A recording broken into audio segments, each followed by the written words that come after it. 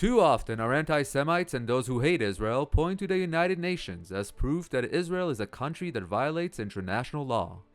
With so many non-binding resolutions passed against it, one might think that this is actually the case. However, a closer look at the United Nations reveals that it is totalitarian regimes that are pushing for the isolation of all democracies, and specifically the State of Israel.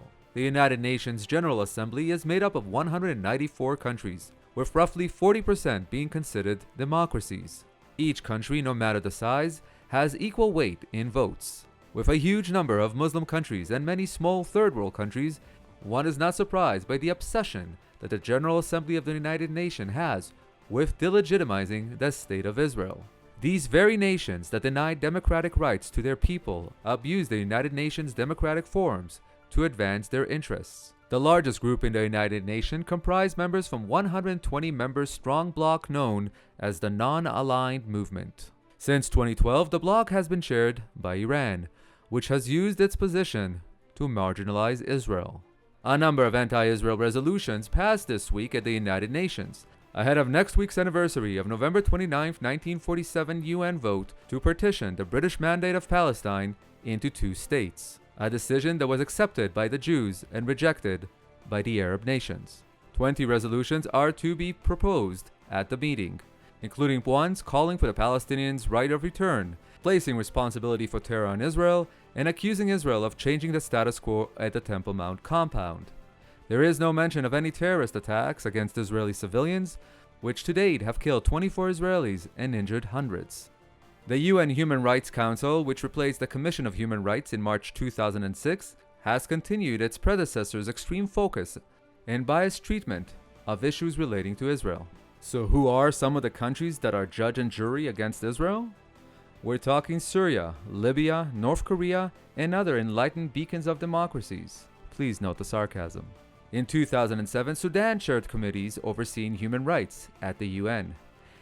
This is even as its president, Omar Hassan al-Bashir, was being investigated for crimes of genocide and crimes against humanity in Darfur. Last year, Iran served as vice chair of the General Assembly's Legal Committee. This is an extremely odd choice given that Iranian citizens are routinely denied due process and fair trials.